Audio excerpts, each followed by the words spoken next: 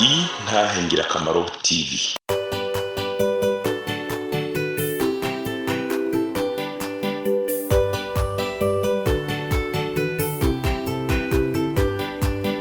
Umwami Yesu arindeze niwatanga amajambo umunyabyaha ngo renguka wumva iby'ubugingo atugirira ubuntu akatwiyegereza amajambo meza cyane yo kunera umunezero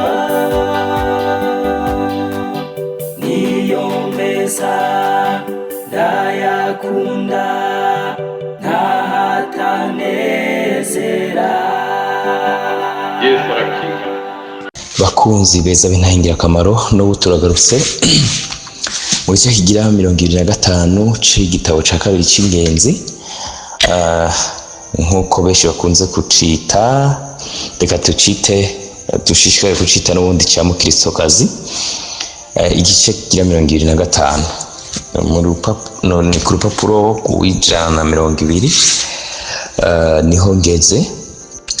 Ni muri cya gitabo dusoma mu gitabo cy'Ikinyarwanda, igitabo kigira kabiri.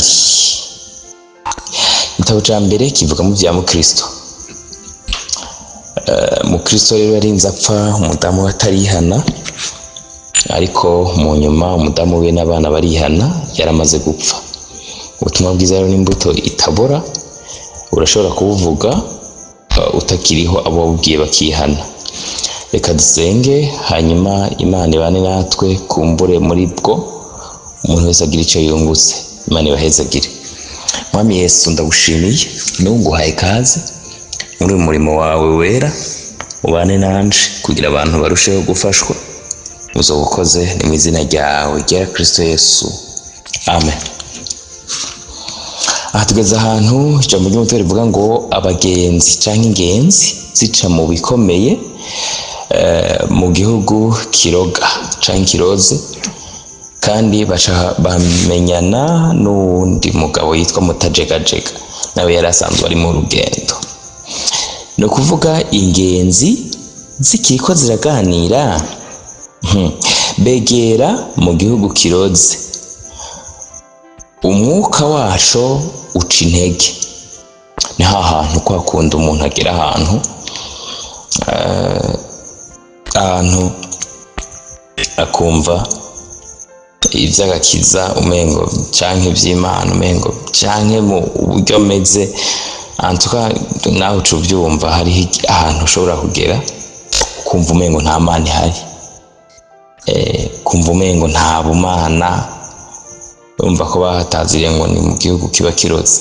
Ariko hariho n'ahandi ugera ugatangura kumva indirimbo, ugatangura kumva uguwe neza, ugatangura kumva amashimwe, ugatangura kumva utuntu mwengo.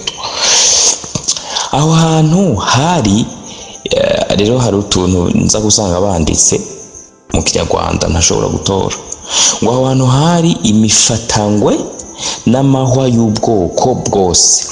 Uretse hamwe na hamwe hari udushamba twiza ariko turoze, ku buryo uwicaramwo yashobora kutongera guhaguruka cyangwa ngo azigere akanguka na rimwe.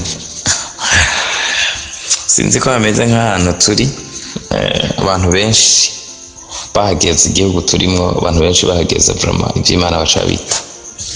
N'abantu benshi babwiye gusenga bacavuga ngo bazosenga hasubiye mu Burundi. Rero je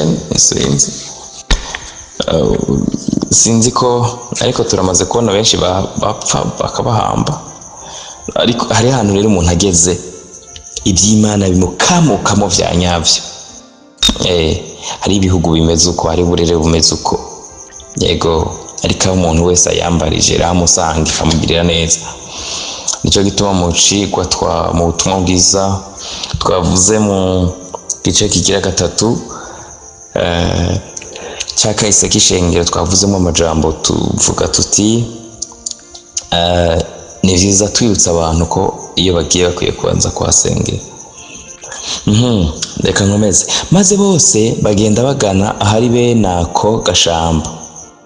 Ruzirabwoba arababanziriza kuko yari umuyobozi, Munyentwari aje inyuma ngo akengutse kugira ngo hatagira ikiyoka cangwa ikigatanya cobatera cikibaturutse inyuma.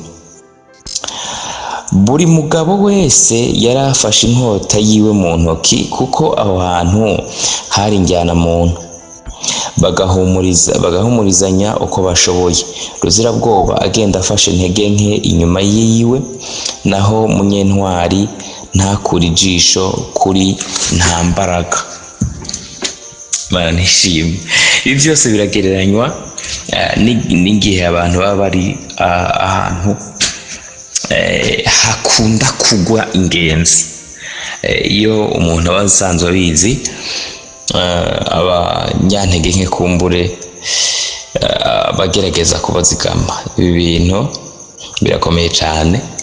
Imana ibiduhishurire kandi iduhe kubikora. Batararenga umutaru haza igihu c'ubwire kirabatwikira, ku buryo bamaze umwanya ntawureba uwundi. Bagombaga guhamagarana kugira ngo babashe kumenya aho baherereye, kuko ntawabashaga kugenda areba undi. Ngira ngo murumva ko niba ibyo bintu byari biteye ubwoba abagabo ubwoba, ku bagore n'abana ho byari kure kubi, dore ko ari ibirenge ari n'umutima byabo bihora bijegajega. Aha baravuga abana n'abagore. Nyamara kubera amagambo ahumuriza y'abari bafashe iya mbere y'abari basigaye inyuma, n'abari basigaye inyuma bose byagenze neza uko bishoboka. Ni ukuvuga kubera imbere hari wa muyobozi agereranywa n'umumarayika canke mu mvuga ubutumwa ariwe Ruzirabwoba, inyuma hakaba ugereranywa n'umukristo mwiza canke umukozi w'Imana nyene yitwa Munyentwari. Abo bose bagenda bafasha abanyantege nke. Iyo nzira yarananizaga kuko yarimwo ibyondo gusa kandi inyerera. Nta hantu na hamwe wari kwicira isari. Hatangira kumvikana imiborogo n'iminiho ndetse no gusuhuza umutima. Umwe yabaga agwana n'imifatangwe, uwundi akaba yafashwe n'ishayo, ndetse bamwe mu bana bata inkweto zabo muri iryo shayo. No kuvuga ibirato bigeranywa n'amahoro. Bahaburiye amahoro, bahatakarije ibyizigiro bituma nta mahoro bafise, kuko iyo atamahoro urufise bigaragara biri mu byerekana ko icyizere cyatakaye. Ko umuntu yafise icyizere agira amahoro. Mu gihe umwe yabaga avuza induru ati ndaguye we, uwundi we yabaga abaza ati mbese muri hehe, naho uwa gatatu ati nafashwe n'amahwa sinzi niba mbasha kuyikuramo. Baza kugera ku bwihugiko bwikinze kandi buresha abagenzi, kandi ku mpera yabwo bwari bukinze.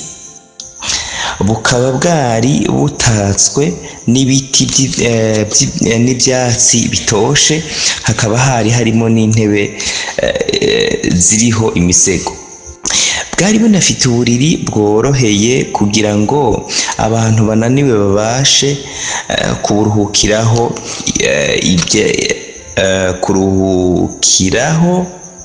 Ibyo byose nimushaka mubyemere byari ibishuko, kubera ko abagenzi bari canke ingenzi zari zaratanguye gusindwa n'ingendo mbi. Ariko nyamara nta n'umwe werekanye ko yipfuza guhagarika urugendo rwiwe. Nk'uko babashije kubibona, bumvaga amabwirizwa y'umuyobozi wabo ariwe Ruzirabwoba, kandi nawe yakomezaga kugenda ababurira ibyago byose nk'uko bimeze, ku buryo mu gihe babigeraho bakanguraga ubugingo bwabo kandi bakibukiranya kunesha umubiri. Aka niko kamaro ko kugendana n'Imana cyangwa kugendana n'abakozi b'Imana. Mboneraho noneho nari ntaruse gato, ubwo bwihugiko bwitwaga inshuti y'umunebwe kandi bwari bufite intego yo gukora uko bishoboka kose kugira ngo ingenzi zimwe zinaniwe ziharuhukire. Mboneraho noneho muri izo nzozi zanje ko bakomeje iyo nzira y'ubwigunge kugera ahantu umuntu wese yabashaga guta inzira. Iyo haza kuba habona umuherekeza wabo aba yaraberetse bitamuruhije uko banyura muri iyo nzira mbi, ariko kuko hari mu mwijima bagombye guhagarara. Ruzirabwoba yari afise igishushanyo mu mufuko wiwe c'inzira zose zigera ku rurembo rw'ijuru, ahita afata ikibiriti ciwe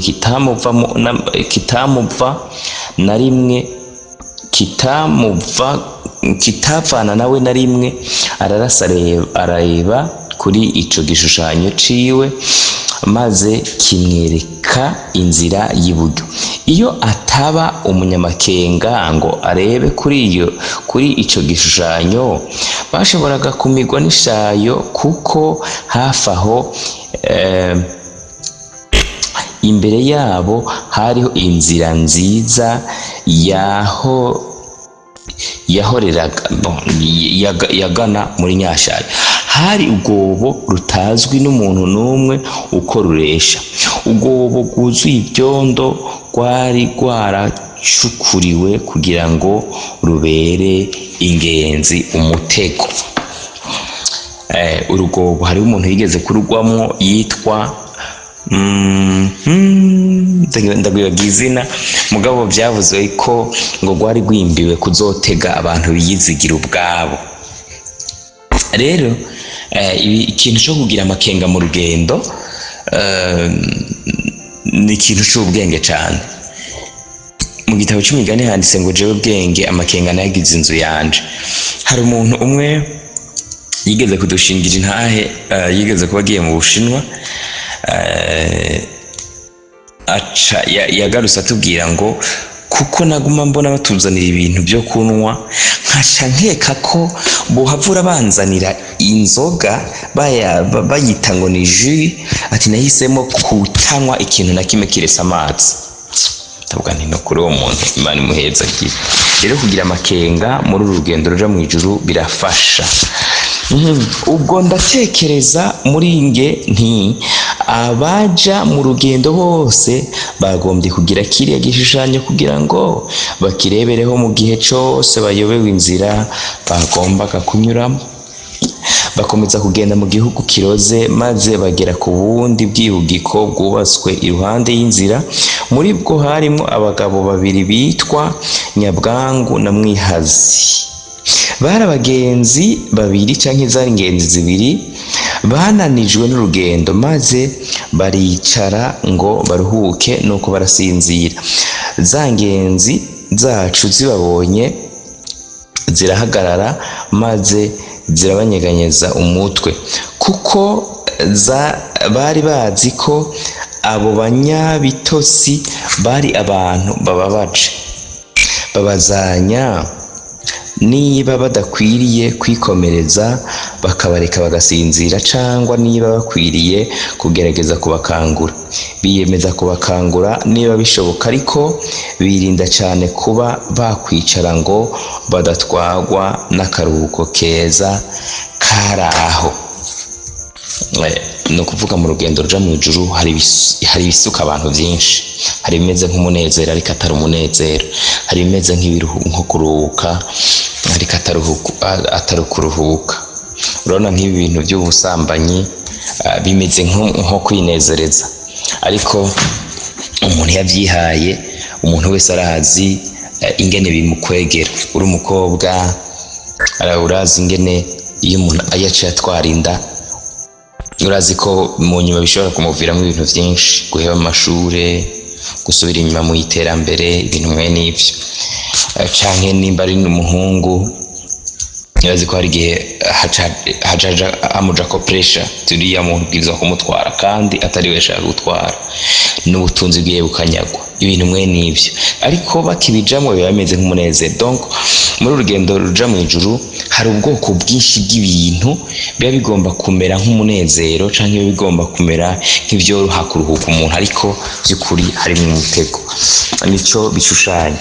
Barinjira maze bahamagara ba bagabo mu mazina yabo kuko umuherekeza yari abazi, ariko ntibagira igisubizo namba babona. Rozirabwoba arabanyeganyeza ndetse akora uko ashoboye ngo abakangure. Noneho umwe muri bo aravuga ati ndakwishura nimbona amafaranga. Rozirabwoba azunguza umutwe, ubundi nawe aravuga ati nzagwana igihe cyose nzaba mbasha gufata inkota yanje. Umwe mu bana yumvise ayo magambo araseka. Mukristokazi arabaza ati ibi ni ibiki? Rozirabwoba ati barimo kurota, wabanyeganyeza, wabakubita, ibyo wabakorera byose ushaka kubakangura, bagusubiza kuriya nka wa wundi wavuze kera ngo wari usinziriye mu mazi magari cyangwa mu bushorishori bw'igiti, maze ati ndakanguka ryari ngo nongere nje kuvuma. Mu tuzitizo biri mu gitabo c'imigani 23 kuva ku murongo wa 34 kugera ku murongo wa 35. Ntimuzi ko iyo abantu barota bavuga ibyo babonye byose, amagambo yabo ntaba ategekwa no kwizera cyangwa n'ubwenge. Uko amagambo yabo ahuye ni nako nta huriro riri hagati y'aho batangiriye urugendo n'aho bari ubu. Ngako rero akaga ko gutangira iyi nzira udakomeje, ni ukuvuga utiyemeje gutanga urugendo ruja mu ijuru utafashe ingingo. Hari abantu bayifata nyene Imana imfashe mu bitahura, umuntu wese agira ico atahuye, ico akuye muri ibi bintu bene data. Kubahubutsi 21 muri bo ibi babaho, kuko iki gihugu kiroze ari hamwe mu hanyuma umwanzi w'abagenzi cyangwa ingenzi yahungiye. Nk'uko kandi mubibona yahashize ku mpera y'inzira kugira ngo arusheho kubona uburyo bwiza bwo kubayobya, kuko yibwira ati bariya basazi n'iryari bazaba bifuza kwicara, ati n'igihe bazoba bananiwe, kandi ati bazoba bananiwe ryari atari ku mpera y'urugendo.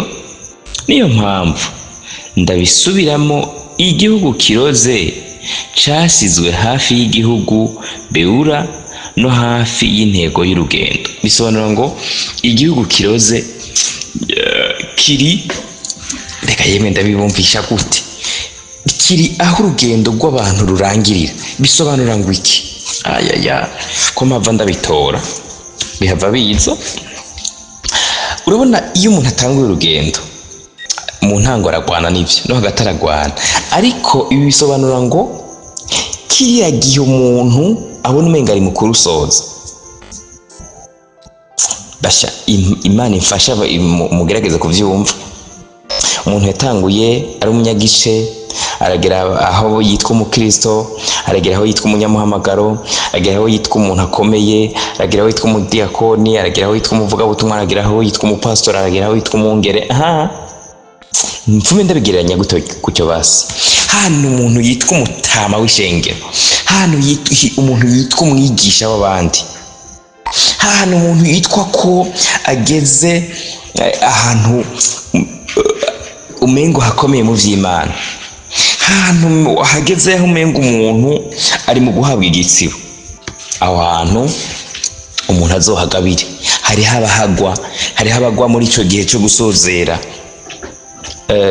Nta minsi myinshi haciye ndiko ndigisha ijambo ry'Imana, nibukije abantu ni Shetani azotwirukako, kandi n'abatwitangiye imbere niko yabagenje mpaka tuja butsuruzi kurupfu. Inyuma y'urupfu niho Shetani ataba aciruka ku bantu, kandi naho nyene iyaba Imana itatubatse imanga nini ituma bari iwa Shetani batabasha gushika muri paradiso canke mw'ijuru, naho ni Shetani yodusanzeyo. None rero tutararengana urupfu, tukiri muri ubu bugingo, umuntu wese yamagavye, ntuwijajare ngo urakuze, ntiwijajare ngo ugeze mu myaka myinshi, ntiwijajare ngo uzure umupaseri, ngo uzure umuvugabutumwa, ngo uzure umwigisha rurangira, ngo uzure umwungere, Shetani aracaguhiga. Kandi twisunze ibi turiko turasoma, ico gihe nico giteye ubwoba gusumba ibindi bihe kuri wewe. Imana idufashe, Imana ifashe ibi bintu umuntu wese avyishire ko, ntiyumve ko biriko bibwirwa ntuze, ariko umuntu wese ariko aravyumva yumve ko bibwirwawe. Reka nikomereze.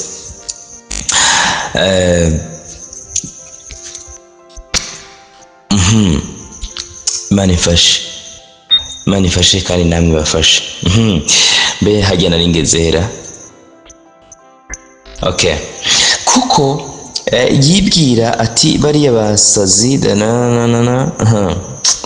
Okay, abagenzi rero bagomba kwigwanaho bo ubwabo, naho ubundi ibyabaye kuri aba bagabo babiri basinziriye nabo byari kubabaho. Abagenzi canke ingenzi zerekanisha ubwoba bwinshi ko bantu bacu turiko turavuga ba mukristokazi n'abana nibo biswe abagenzi canke ingenzi. Abagenzi berekanisha ubwoba bwinshi ko bipfuza kuva abantu, basaba umuherekeza wabo kumurika ngo bagire umuco w'itara utuma bakomeza urugendo, abakorera ibyo bipfuza maze babasha kurangiza urwo rugendo nubwo umwijima wari mwinshi. Cyakora abana batangira kunanirwa, ibi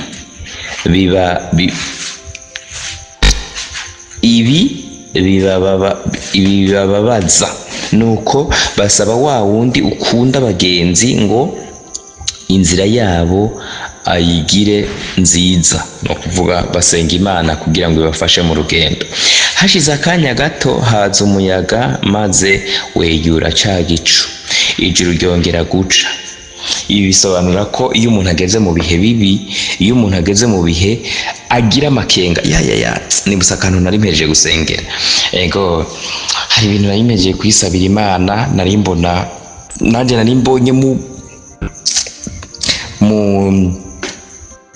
mbone yanje, nari mbonye ko urugendo rurimo imitego myinshi, rurimo ibyaha byinshi, rurimo ibigomba. Nariko ndasenga Imana mfashe, Imana mfashe. Rero iyo umuntu ageze mu bihe bibi abona ko ashobora guhura n'ibyo mugusha, ashobora kubona ko yohavura ahura n'ibyo muhukura mu rugendo, yasenze Imana irabikuraho. Sifa kwa Mungu.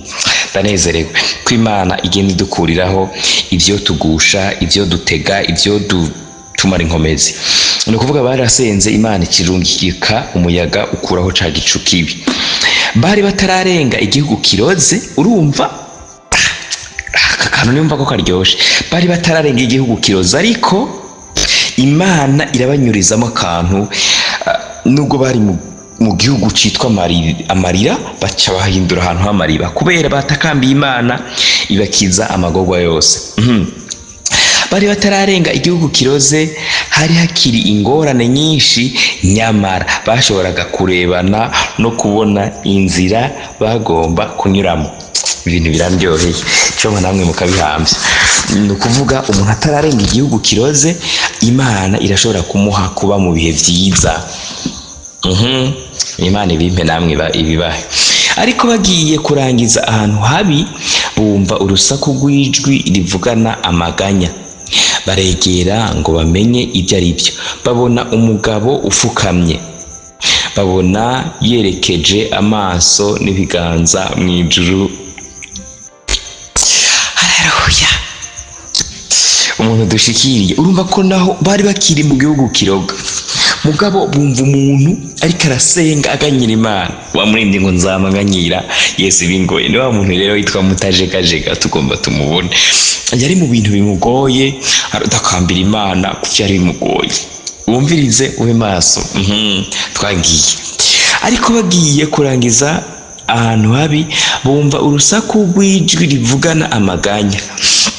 Baregera ngo bamenye ibyo ari byo. Babona umugabo afukamye, babona yerekeje amaso n'ibiganza hehe mu ijuru, avugana imbaraga, abwira ufite ubutware n'imbaraga, ariko ntibumva ibyo yavugaga. Ni ukuvuga ariko abwira Imana, barabona ko ariko abwira Imana ariko ntibumva ibyo yavuga. Maze bategerezanya ituze ko arangiza. Noneho arahaguruka maze atangira badatangira kwiruka agana ku irembo ryo mu ijuru. Ruzirabwoba aramuhamagara, niko kumubwira ati, yewe nshuti, turindire niba ugiye nk'uko mbikeka ku irembo ry'ijuru. Wa mugabo arahagarara, maze bamugeraho. Wa mugabo umukiranutsi akimukubita amaso yitera hejuru ati, uyu mugabo ndamuzi. Munyentwari amaze ati, ninde? Mukiranutsi. Munyentwari muramwibuka, ni wa wundi yagwanisha ya nkota, nk'uwo yavuga ati inkota y'ijambo ry'Imana umuntu ayifise akaba azi no kuyikoresha ashobora guhangana n'umumarayika. Wa wundi yavuga ngo umuntu ari mukuri nta n'umwe yomukanga nubwo bari benshi. Ni wa wundi yavuga ngo mbere ngo ndazi ngo n'umuntu umwe yigeze guhangana n'umutwe w'ingabo akanesha. No kuvuga ikambi yose ngo yarayinesheje. Akarorero muribuka wa wundi yishe abantu 1000 akoresheje umusaya w'indogoba. Muribuka n'undi yishe abantu 800 akoresheje umurimo. Mukiranutsi yavuga ati, ninde? Munyentwari yavuga ati, ninde? Nabaza mukiranutsi. Mukiranutsi ati, duturuka mu gihugu kimwe, izina ryiwe ni Mutajegajega, sinshidikanya ko ari umugenzi canke ingenzi wo mu bwoko bwiza. Baregerana neza, maze Mutajegajega yitera hejuru ati, yo Mukirano, data we, ni wowe se? Mukiranutsi ati, ni jewe rwose, ubu ndi hano nk'uko nawe ubwawe uhari. Mutajegajega ariwe wa wundi dusanze yariko aratakambira Imana ngo atunze amaboko mu ijuru, ngo ayibwira n'amaganya menshi. Kubera ko yibwira n'amaganya ari mu gihugu kiroga, turaza kuvyumva. Mutajegajega ati, birashimishije guhurira nawe muri iyi nzira. Mukiranutsi ati, nanje nuko byashimishije kuba nakubonye ufukamye. Haleluya! Ko n'umuntu apfukamye ariko arasenga biraryoshe. Ati, byashimishije kukubona uri kubona umfukamye. Mutajegajega arijima maze aravuga ati, mwambonye rero. Igituma yaciye yijigwa mu maso arakanya, yagize ibimaramare kubera muraza kumva ikintu cyari kimubangamiye ariko arasengera. Hari utuntu nyene umuntu aba agomba gusengera mu ibanga adashaka ko abandi bantu bamenya yuko umuntu yogira intege nk'izo. Rero yaciye amaramara nubwo yitwa Mutajegajega. Urumva, mwambonye rero? Mukiranutsi ati, yego, kandi umutima wanje wabishimye. Mutajegajega ati, hanyuma se mwabitekerejeho iki? Mukiranutsi ati, natekereje ko ari umuntu w'intungane ari mu nzira, ko kandi tugomba kujana nawe. mutajegajega urumva abara garukanya kabaraga birashimishije niba mwanciriye urubanza rwiza ariko niba ntari uko nari nkwiye kuba bizambagweho je nyine Mukiranutsi ati nukuri ariko kubaha kwawe kurarushaho kunyemeza ko umubano uri hagati yawe n'umwami w'ingenzi umeze neza kuko byanditswe ngo hahigwa umuntu uhorana kubaha.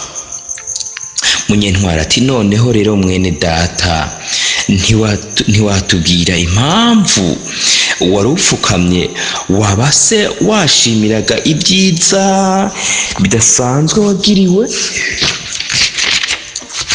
Mukiranutsi mutajegajega ati nk'uko mubizi turi mu bugikiroga canke ikirozi, ubwo rero uko nagenda nabaga ntekereza ku kaga kari muri iyi nzira no ku bantu benshi bayikurikiye kugera hano bagahagarikwa kandi bakicwa. Nategerezaga ko ku rupfu rugerereza abantu benshi hano. Umva, si indwara y'igikatu cyangwa urupfu rubatwara kuko usinziriye ahubwo yumva anezerewe. Umugabo Mukiranutsi amuca mu ijambo maze aramubaza ati wabonye ba bagabo babiri basinziriye mu bwihugiko? Mutajegajega aramusubiza ati yego nababonye nyabwangu namwihatse kandi ndakeka ko bazahaguma kugeza bahaboreye, ariko nikomereza ibyanje. Mu gihe nari ngitekereza kuri ibyo mbona haje icyagihe ariko nibaza ku by'akaga nshobora guhurira muri runo rugendo. Mbona haje umugore yambaye neza ariko akuze aranyiha wese ngo turyamane ndetse n'amafaranga yiwe yose. Mu by'ukuri nari naniwe kandi nari nsinzira, ndi n'umukene nyakuja kandi rwose uwo mukenya yarabizi ko nkenye ko ndushe. Uko nakomezaga kumwirukana, mwibuke ko yari umugore mwiza kandi ngo yazanye n'amahera. Uko nakomeza kumwirukana we yamwenyura gusa. Ubwo rero natangiye kurakara ariko ntiyabyitaho. Ansezeranya ibindi bintu yampa, anabwira ko niba nemeye kumwumvira azangira igihangange kandi nkagira umunezero. Ati kuko ari jewe mugenga w'iyi si nkaba nashimisha n'abagabo. Ndamubaza izina ryiwe, ansubiza ko yitwa Muyobya mubi.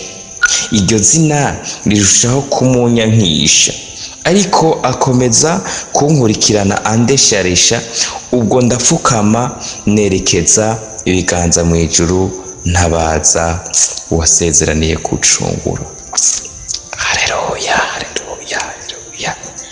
Murabyumva rero icyatuma amaramara. Ubundi ku muntu w'umukozi w'Imana, ku muntu ari mu rugendo ruja mu ijuru, kumva ko ashobora guterwa n'ibyifuzo bijanye n'ubusambanyi, kumva ko umenga arashobora kugwana n'ivyo bintu, ku bisanzwe biramaramaje. Ku bisanzwe umuntu yamaze kwihana, umuntu amaze gufatwa nk'umuntu wuzuye umwuka wera, umuntu amaze gufatwa nk'umuvugabutumwa, umuntu amaze gufatwa nk'umudiyakoni, umuntu amaze gufatwa nk'umupasitori, umuntu amaze gufatwa nk'umwungere, umuntu amaze gufatwa nk'umuvugishwa n'Imana, kumva ko ashobora kunigana n'ibyifuzo by'ubusambanyi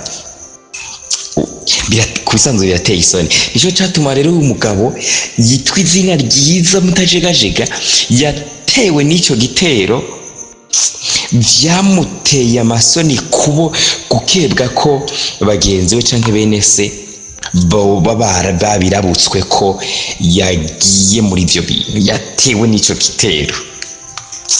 Mwavyumvise hejuru cyamuteye kumarama, mugabo abona bene se baramutahuye, yo acamva amahoro. Niho rero ariko arabashingira intahe yisanzuye. Imana idufashe. Ariko rero mwabonye iki tekinike yakoresheje niyi, yatakambiye Imana yo mu ijuru, yaririye Imana, yaganyiye Imana, Imana iramutabara. None rero nzi neza yuko umuntu wese ariko aranyumviriza ibi byose, ibi birashobora kumutera, arashobora guterwa no gukwipfuza kubi, kandi nanje kurashobora kuntera, ariko umuti no kwambaza Imana no gutakambira uwasezeranye ubugingo, uwasezeranye kuzogenda afasha ingenzi, aratabara, arazitabara. Imana nishimye. Yesu abahezagire. Reka nikomereze. Igihe mwari muhagaze nibwo uwo mugore yagiye, ni kuvuga ngo atarashika n'igihe yarapfukamye umutajegajega. Uyu mugore niho yarari, bisobanura ngo umudayimoni niho yari, bisobanura ngo ibyifuzo byari bimurimwo. Umuntu ashobora gupfukama ariko aratakambira Imana, apfukamye iyo vyimvi biguma bisatira, bigomba gusatira umuntu agatakambira Imana. Rero agize ati igihe mwari muhageze nibwo uwo mugore yagiye. Ubwo rero nakomeje gusenga nshimira ubwo buntu buhebuje, kuko rwose ndibwira ko mu by'ukuri atari byiza yanshakiraga, ahubwo yashakaga kumbuza urugendo rwanje. Mukiranutsi ati yagushuke Mukiranutsi ati nta gushidikanya imigambi yiwe yari mibi, ariko ndumva nkurikije ibyo uvuga naba naramubonye cyangwa narumvise bamuvuga. Mutajegajega ati byombi birashoboka. Mukiranutsi ati muyobya mubi, si umugore w'igikundiro munini kandi w'imibiri yombi. Ewe wasi, urumva kweli, si umugore w'igikundiro kandi ngo munini w'imibiri yombi. Mutajegajega ati nuwo rwose ameze uko umuvuze uko. Mukiranutsi ati uvugana Mukiranutsi ati si umugore avugana ubwitonzi bwinshi. Urumva gaheneta, umugore avugana ubwitonzi ariko urumva akaba ari nk'abadayimoni bo kugwisha abantu b'Imana.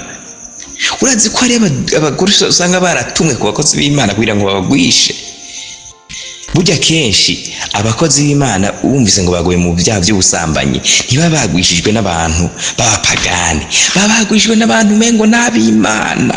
Urumva, umviriza uwo mugore nyine yarametse ngo si umugore ngo avugana ubwitonzi kandi akanamwenyura uko arangije interuro.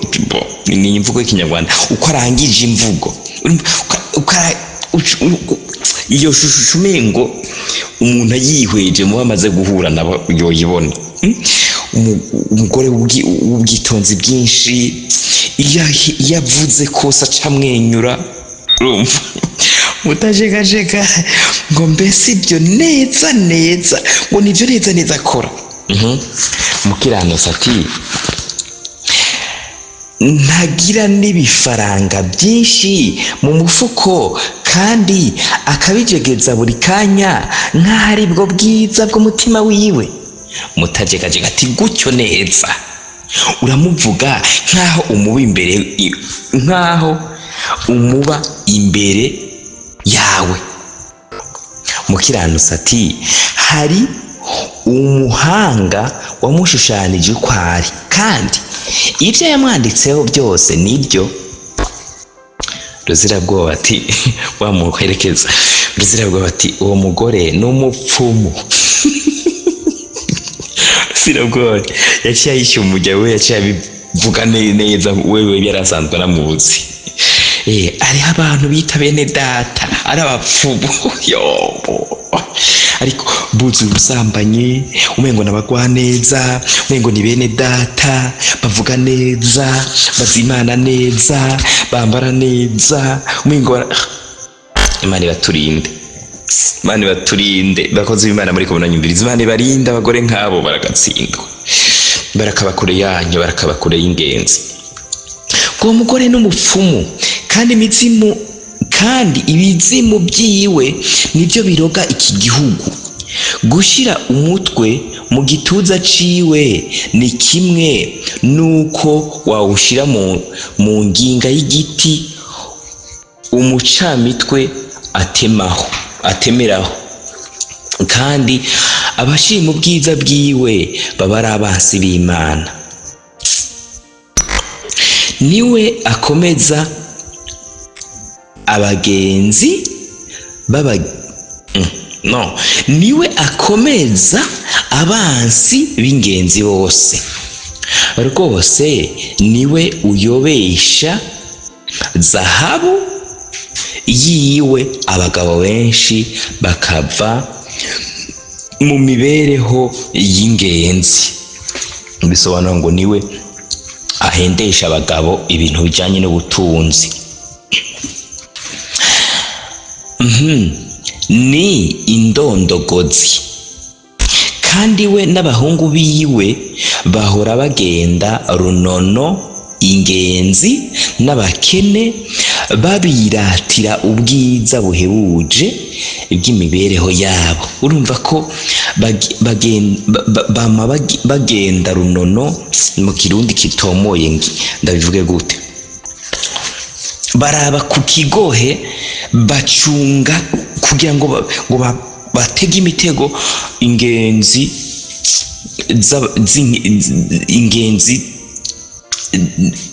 zikenye, abakristo bakenye. Umva ego kweri, Imana idufashe basha, Imana idufashe. Reka nsubiremo aka kantu ngo ni indondogozi, kandi we n'abahungu biwe bahora bagenda runono inzi b'abakene, ni ukuvuga ingenzi, ni ukuvuga abakristo b'abakene, babaratira ubwiza buhebuje bw'imibereho yabo. Ni umwihare w'umugore kandi n'umugome udatinya umugabo n'umwe. Urumva? Imana idufashe kweri. Aho uzi ukuntu asuzugura abakristo b'abakene, abatwenga, maze agashimagiza abatunzi. Iyo hagize uwunguka amafaranga bitamuruhije, abikwirakwiza hose, akikundira ubushitsi n'iminsi mikuru, kandi akaja ahantu hose hari amafunguro meza. Yigize ikigirwamana mu birorero bimwe, ku buryo abantu babyo bamwe bamwambaza. Afite ahantu n'amasaha byo kubesheraho, akemeza ko nta n'umwe ufite ubutunzi nk'ubwiwe. Asezeranya ko atazigera ahemuka kugeza ku bana b'abantu b'abamukunda bakamuramya. Kuri bamwe no ku hantu hamwe na hamwe anyanyagiza zahabu afite boshe umukungugu. Kasi ndakumva. Iyo bamuvuga neza, bamushuka arishima, akifuza gutura mu mitima y'abagabo. Ntiyigeze ahaga ibimunezereza, kandi abakunda kurusha ni abamusingiza kurusha abandi. Bamwe na bamwe abasezeranya amakamba y'ubwami, ngo niba bemeye gukurikira inama ziwe. Nyamara benshi yabajanye mu kagozi, naho abarutaho kuba benshi abajana mu muriro utazima. Imana idufashe. Ibi bintu by'ubusambanyi, uyu mudayimoni cyangwa uyu mugore yarungiswe na shitani ahendesha abantu ubutunzi, ahendesha abantu amahera. Murabizi namwe ko iki gihe ayobeje benshi, Imana imudukize, kandi abo Imana ikunda izobakiza uyu mugore, niko mu busiguzi havuga. Mutajegajega ariyamira ati, mbega umuntu kuba namunaniye gose, ubu aba yanjanye he? Ruzirabwoba ati, hehe, Imana yonyene niyihatse, ariko ni ngombwa aba yakujanye mw'irari ryinshi ry'urupfu ryangiza rikaroha abantu mu bibahenebereza canke mu bibahonya. Niwe yateye Abusalomo kwivumbura kuri se na Yerobowamu kwivumbura kuri shebuja. Ni nawe wenyene ni nawe yemeje Yuda kugambanira shebuja, kandi abuza Dema imibereho y'ingenzi. Nta muntu yobasha kurondora ibibi yakoze byose. Ateza kutavuga rumwe abana n'ababyeyi, abaturanyi,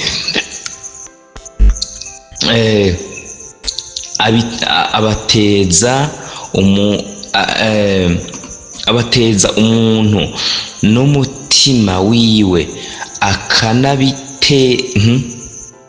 abiteza umuntu n'umutima wiwe akanabiteza umubiri n'ubugingo.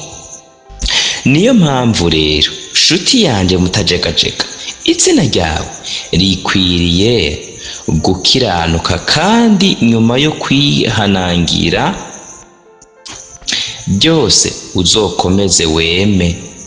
Ayo magambo atera izo ngenzi zose ibyishimo birimwo n'ubwoba, ariko nyuma batangura kuririmba bati, umuntu w'isi wese yibwira ko inzira agendamwo nta makuba arimo, ariko hazababona ishano ugendera kure y'umwungere mwiza.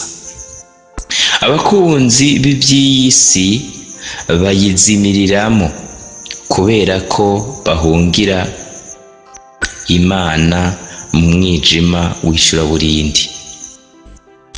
Mbega amahirwe aterwa no kumenya inzira ija mu ijuru, no kuyobogwamo gusa n'urukundo rw'Imana. Ubugingo bwacu bugomba gutekereza ko kw'iherezo y'uru rugendo hari uguhorana n'Umwami n'umunezero mwinshi mw'ijuru. N'umwungere yizigirwa canke yiringirwa, atajana muguri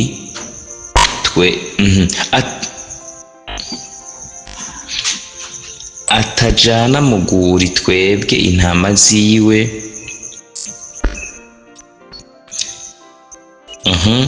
Niwe kandi aduhamagarira uburuhukiro bw'icubahiro cinshi.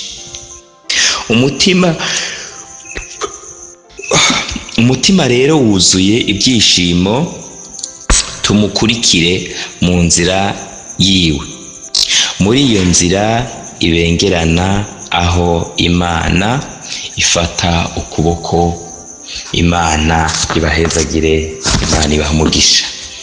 Naha tugejeje igice ca 25, ubutaha tuzokomeza n'igice kigira 26. Ahazoba havuga